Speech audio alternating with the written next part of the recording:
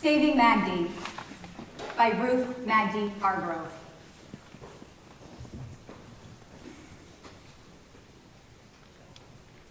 The loud buzzer unlocked the steel door to the attorney waiting room inside the detention center.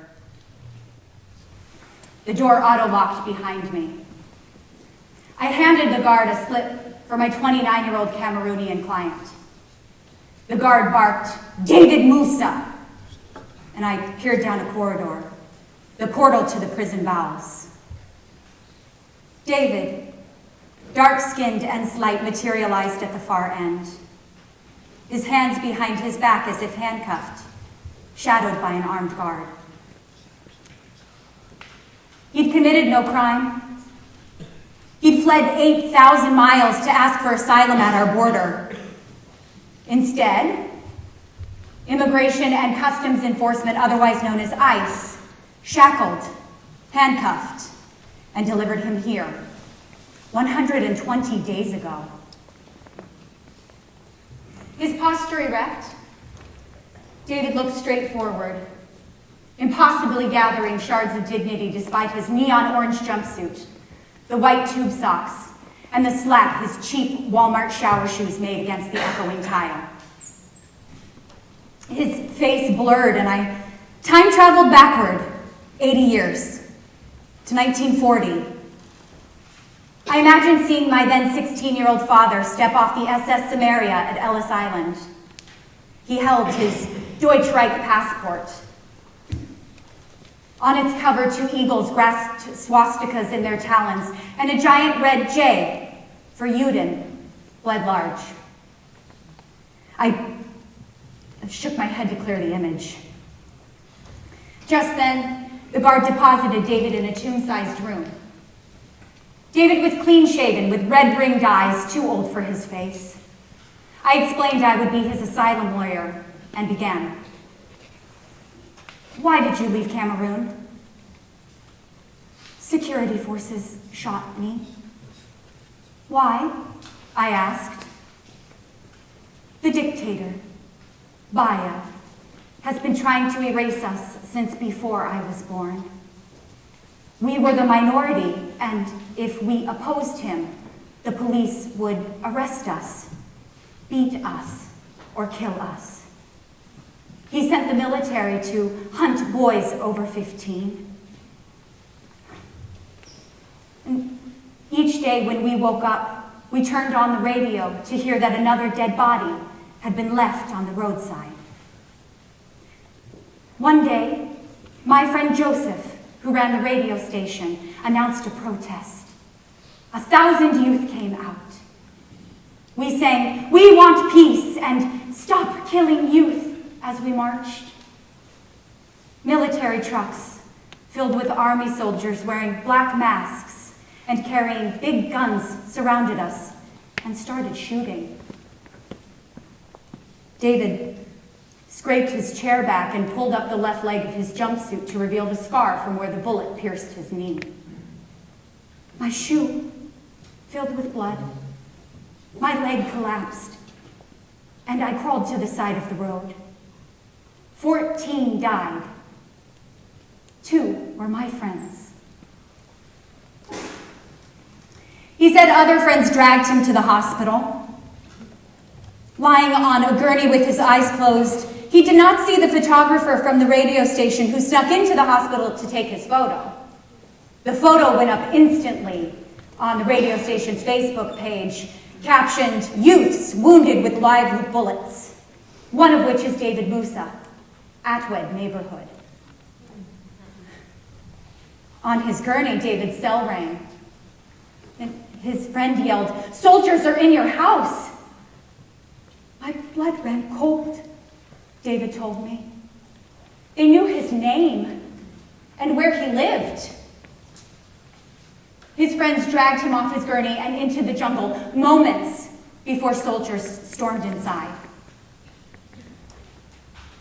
Soldiers took revenge for the protest, burning houses, killing, attacking the doctors who treated us. Everyone but the very old fled to the jungle. Babies and mothers, pregnant women, We lived there for a year. But eventually, the military tracked us and shot us out of hiding. As David spoke, the face of my father's cousin Magdi appeared in my mind's eye. In the one photo I'd seen of her, a young girl smiling into the camera. Short brown hair and big brown eyes. She reminded me of me.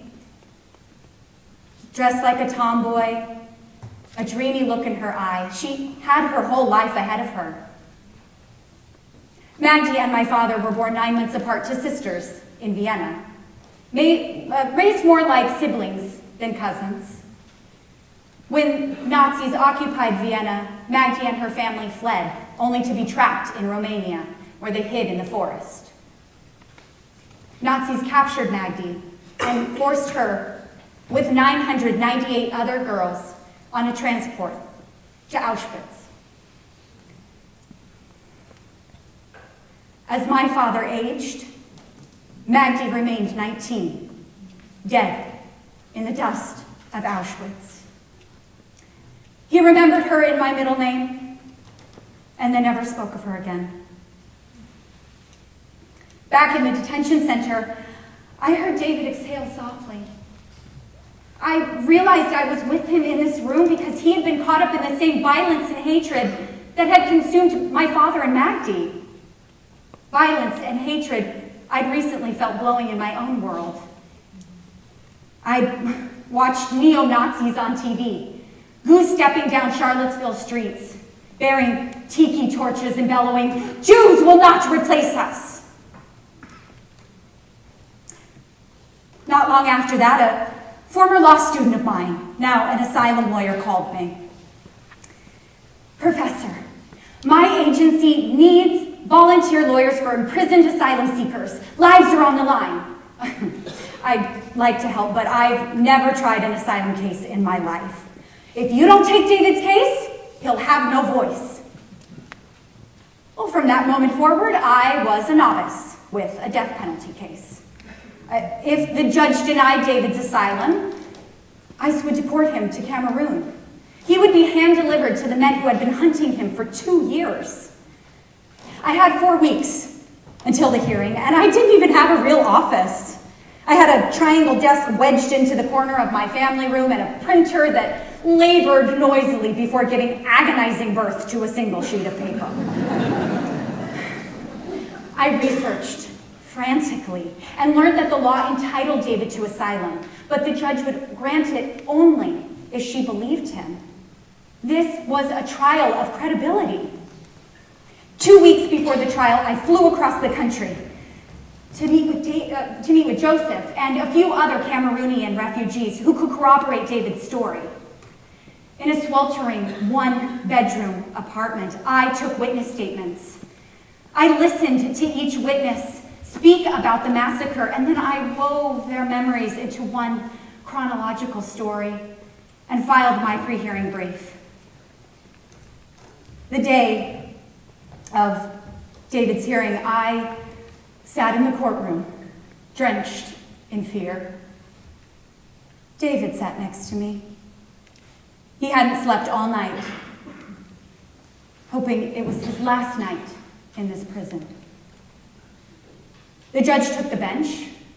The government lawyer moved to exclude all witness statements. In 1 second, the judge granted the motion. Witness statements gone.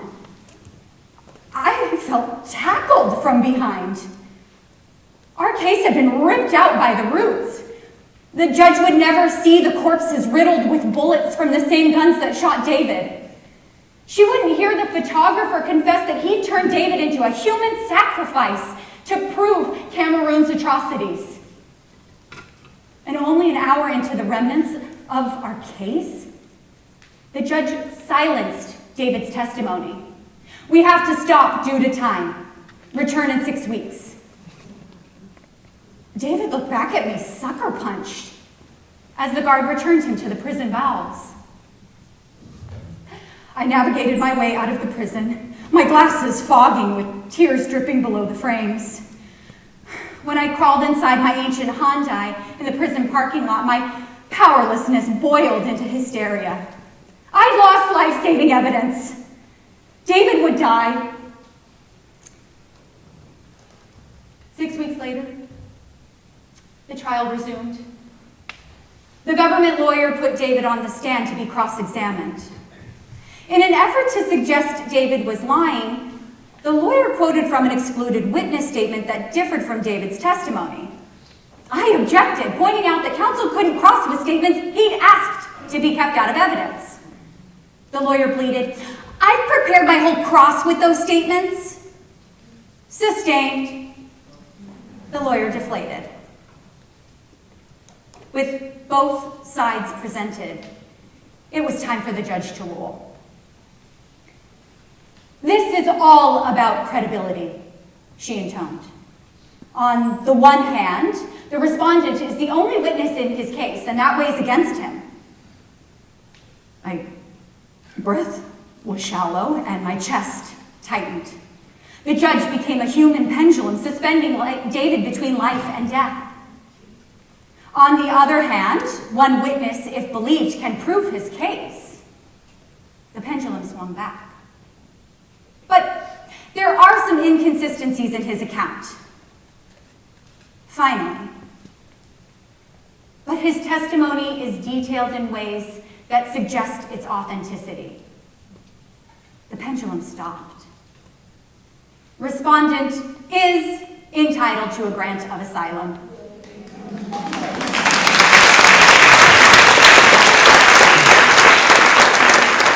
David and I locked eyes, and I exhaled the breath I had been holding for months. His life was saved. I asked David how he could remember so many details, the details that saved his life. I had to remember to tell my children the story of what happened to me. 2 days later, David walked out of the prison. He got his green card, began working, got his own apartment, and he's getting married.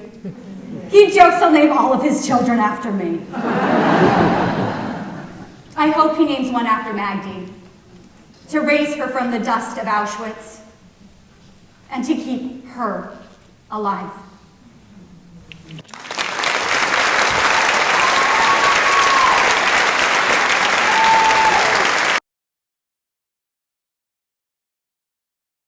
Saw your piece performed on stage. How do you feel? I feel like Magdi got a voice. I felt like Magdi came to life. I felt like I've been holding her and carrying her for almost 69 years. And she was silent that whole time. And because of you, and because of this one, and because of this community, she was brought to life, and she was seen, and she was heard, and I it's a feeling I've never had before in my whole life. Can you just tell us who Magdi is? Yeah, Magdi. I'm named for Magdi. My father gave me her name as my middle name. She was his cousin, who was more like a sister to him, because they were born 9 months apart in 1920s Vienna, which was a pretty terrible time to be born.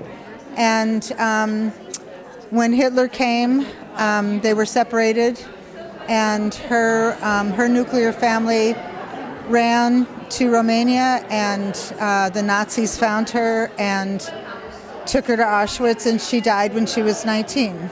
And my father survived Hitler, but he sort of didn't survive a lot of.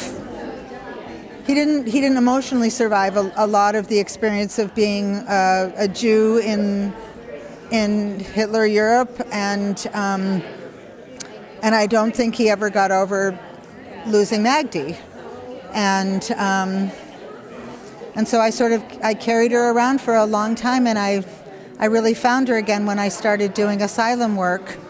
And I started seeing in my first asylum client, I started seeing my father, and I started seeing Magdi, and I just sort of started seeing the repetition of the the horrors of what people do together when they do to other people when they turn other people into the other, which had been happening in our country.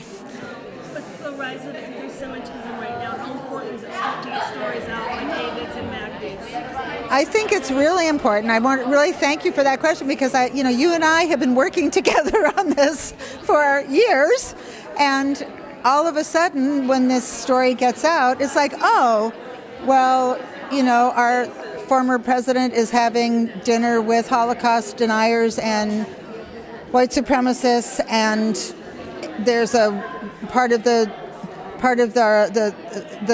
some of the politicians who are now making policy and making laws in our country are embracing authoritarianism and embracing conspiracies, and it was like, well, anti-Semitism is back in fashion, just in time for this story. Never goes out of fashion. So I think it's a really, really, really important.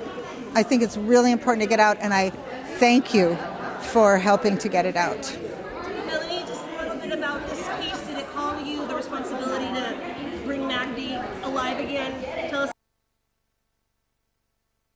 Oh God, what an honor it has been to play this one, and just getting to know her getting to know you. It has just been an absolute pleasure, and we're gonna be like best friends now. So no, it meant a lot to me, and it meant that I could help with the pain and the trauma that she's talking about. It was so worth it, and so thank you.